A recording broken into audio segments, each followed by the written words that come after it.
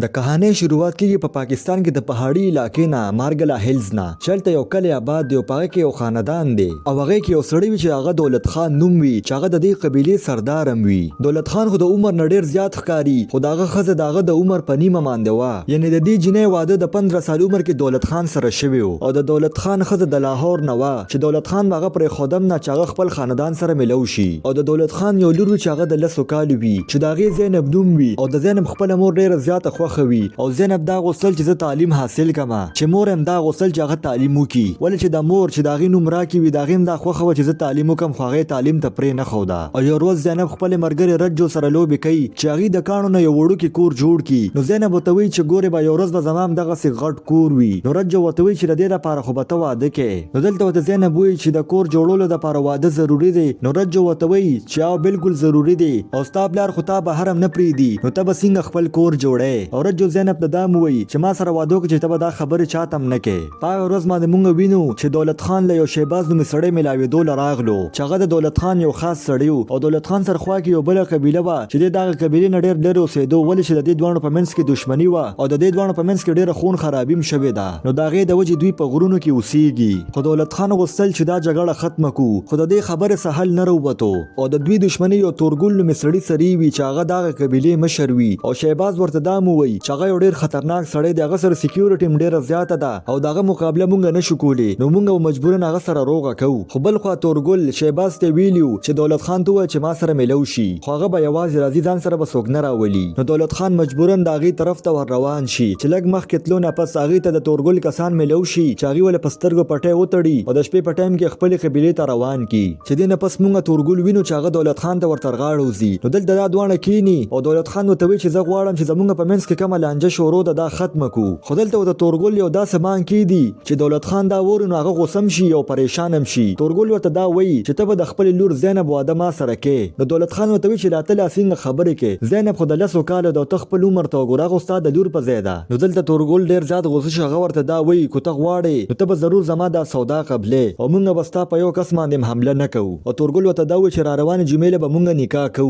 نو دولت خان چې دا ورونه غډیر زیات پریشان شي او هغه دا وی چې ما کلم دا سوچ نو کړ چې زبر داسې روزم وینم او هغه سره اوس بل لار نه وی چې اخر وکم سو او بل خو مونږ شهباز وینو چې هغه راکی ته یو شان ګوري او اصل کې د شهباز دارا کی خوخه وا او هغه راشي راکی ته وی کو د دولت خان واده تاسو سره نو شوی نو سپته ماته واده شوی نو راکی چې دا خبره ورونه هغه ورته غوسه شو ورته چې دا خبره مکوا خو هغه دغه باوجود خپل خله نه چوپ کوي او دا خبره دغه لور زینب اوري نو هغه چې دا خبره ورونه ډیره زیاته غوسه ورشي او بل خو مونږ دولت خان وینو چې هغه خپل کور ته راشي راکی ته ټوله کې سو کی او هغه چې زبوس مجبورن د زینب رشتہ تورګل ورکوما چې سبب هغه زینب پس راځي نو راکی چې دا خبره ورونه هغه د خپونه خزمک او تختی او په سبب باندې تورګل را روان دی د زینب بوتلو د پاره خو زینب ډیره زیاته خوشاله وی هغه ته داسې لګیدو چې واده کول صرف د ګوډیان لوبي دي خو بل خو راکی د دې پر نادانه باندې ډیره زیاته پریشان وی ول چې کم ځای کې زینب لو ولدا الته انسانان نه بلکې زناور وسیږي چې داغي پزړه کې لګ رحم هم نشتا بل خو د تورګل خلک راغله د زینب بوتلو د پاره نو دولت خان راکی تاواز وکي خو هغه د کمرې نه بهر رو نزي هغه چې دوباره ور لاواز ورکي خو بیا مله څوک څه جواب ورنګي هغه په خپل را پاسو چې څنګه کمره کولو کی نو د زینب او راکی نوي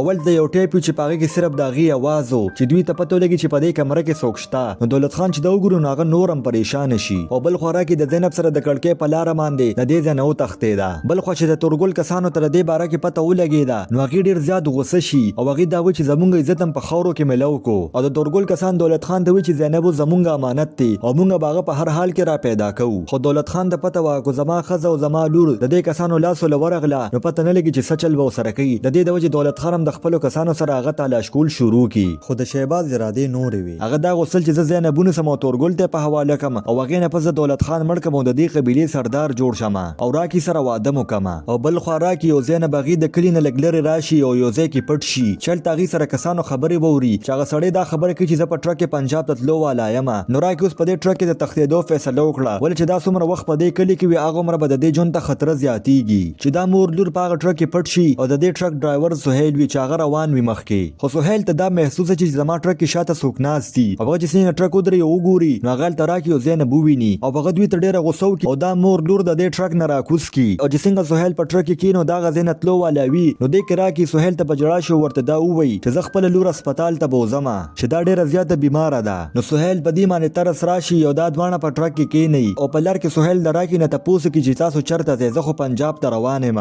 نو راکي ورته وی چې زه لاهور ته ځم یعنی د خپل مور پلار کور ته داتله نو سهیل ورته وی چې لاهور د دې نه 8-10 غنټې لري دی خو دی یو بل سره خبرې کوي د شاته نه د تورګل کسان را روان وي نو په شیشه کې چې راکي دا وویني نو د هغې نه یو دوه خطا شي نو دلته د سهیل تپوس وکړي چې تا اصل کې روانه سلی نو د هغې نه پس هغه ورته دا ووایي چې دا د تورګل کسان دي دا موږ پسې را روان دي او ټوله کهاني ورته بیان کړي نو سهیل چې د تورګل نوم واوري نو هغه ډېر زیات ویریږي او سهیل دا غوښتل چې زه په دې معاملو کې ځان نه ګیروم او هغه راکي د ټرک نه کوزولو والا وه خو راکي ورته په جړا شي او ډېره بېبسۍ سره ورته وایي چې زه اوس سم نشم کولی چې دې سره سهیل د دې ماشومې د وجې هغې دواړه د سیټ د لاندې پټ کړي او لږ وخت پس د تورګل کسان دغه ټرک ودروي او د ټرک د لاشکونو نه پس هغې ته سم میلو نشي او هغې نه پس هغې د سیټ د لاندې نه بهر روځي او سهیل هغې ځان سره مخکې روان کړي او لږ وخت پس هغه ټرک ودروي چې هغه د خپل ملګري ډابې ته راشي او سهیل راکي ته وایي چې تاسو د ټرک نه رو نه ځئ ولې چې د دې باره کې هر چا ته پته وه او د تورګل کسان لکه د پاګلانو په شان دوی پسې لګېدلي وو خو دلته اوس بل مصیبت رالو زینب خپلې مور ته وایي چې زه واشروم ته ځمه نو راکي مجبورا زینب واشروم ته بوځي خو دې کې دغه ډابۍ کې چې کم خلک ناست دي د هغې نظر په دوی باندې ورشي نو هغې پوه شي چې دغه مور لور دی چې د کم باره کې خبره شروع ده او سهیل ته چې د دې باره کې پته ولګي نو هغه دوی ته ډېره زیاته غوسه وکړي ورته ده وایي چې ما تاسو ته نو ویلي چې د دې ټرک نه راکونه شئ او ستاسو د موجودګۍ خبر به تورګل ته رسېدلی وي او د ده دا خبره رښتیا هم شي په ډابۍ کې یو کس هغه د تورګل کس ترینګ وکړي او د ټول هر څه باره کې ورته ووایي چې هغې نه پس د تورګل کس هغه ځای ته راشي او د رحیم نه د سهیل باره کې تپوس وکړي نو رحیم ورته وایي چې 6 میاشتې شوې چې زه سهیل سره میلو شوی م نه یم او ډېر وخت شو هغه سره ما خبرې هم نه دي کړې چې دې سره د تورګل دا کس ډېر زیات غوسه شي او هغه رحیم دغه ځای کې مړ کړي او بل خوا شهباز ته دا لګېدو چې د راکي چکر دغه ټرک ډرایور سره دی او هغه د دې باره کې دولت خان ته ووایي نو دولت خان ورته وایي چې زما خپلې ښځې سره اوس هېڅ تعلق نشته او ما له خپله لور راوله اوس شهباز مجبورا یوازې د راکي تلاش کولو پسې ور روان شي بل خوا مونږ سهیل وینو چې دغه ټرک په لار کې خراب شي نو هغه مجبورا ودرېږي خو هغه چې څنګه شاته وګوري ډېر تیز رفتار سره د شهباز ګاډی را روان دی چې دلته سهیل خپل ټوپک راوباسي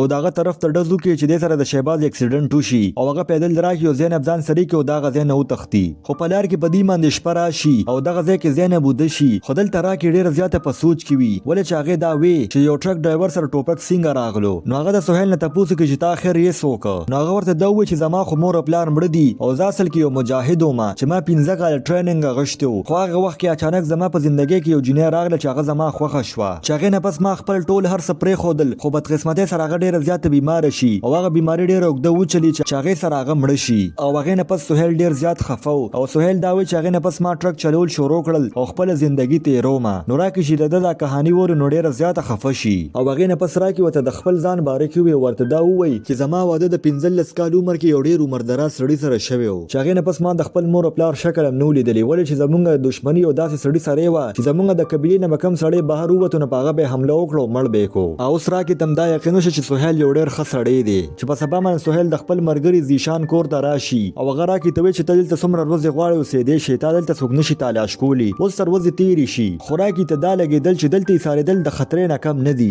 او هغې نه پس هغه خپلې مور ته کال وکړي نو مور چې د هغه اواز واوري نو ډېره زیاته وجاړي او راکي ورته ده وایي چې زه خپل کور ته درځمه نو مور ورته وایي چې دلته را نه شي ولې چې د تورګل کسان دې ځای ته راغلي وو او دلته راتلل ستا دپاره ډېر زیات خطرناک دي او هغې نه پس د شپې په ټایم کې راکي دا خبره سهیل ته وکړي نو سهیل ورته وایي چې خپل کور ته تلل ډېر زیات خطرناک دي او ته دلته اوسېدی شې چې څومره وخت غواړې خو راکي ورته وایي چې تر کومه پورې به زه دلته پټه یم زه خو به اخر هم خپل کور ته ځمه که نه نو سهیل ورته وایي چې ستاسو دواړو زندګۍ ته به ډېره زیاته خطره وي خو هغه دوران کې راکي خپل د سرو بنګړۍ راوباسي او سهیل له یې ورکوو نو سهیل چې دا وګورو نو هغه له ډېره زیاته غوسه ورشي هغه ورته دا ووایي چې ما خو ستاسو مدد څه د لالچ په بدله کې خو نه دی کړی او هغې نه پس هغه فیصله وکړه چې زه به تاسو دواړو لاهور ته رسوم او په سبا باندې دوی د لاهور طرف ته روان شي چې په دوی باندې شپه راشي او هلته زینب میله وویني نو دوی هغه میلې ته ورشي چې هلته زینب ډېره زیاته خوشحاله شي او سهیل په زینب باندې ډېر خوراک هم وکړي چې هغه میله کې د راکي مور هم راغلي وي ولې چې مور ورته ویلي چې دلته راشي نو راکي چې خپلې مور سره میلو شي نو ډېره زیاته خوشحاله شي خو اچانک هلته شهباز راشي او هغه درې ونه ټوپک په زور باندې د هغه ځای نه بوځي او شهباز راکي ته ډېرې ګډې وډې خبرې هم وکړي هغه ورته دا وایي چې زه به زینب ځان سره بوځمه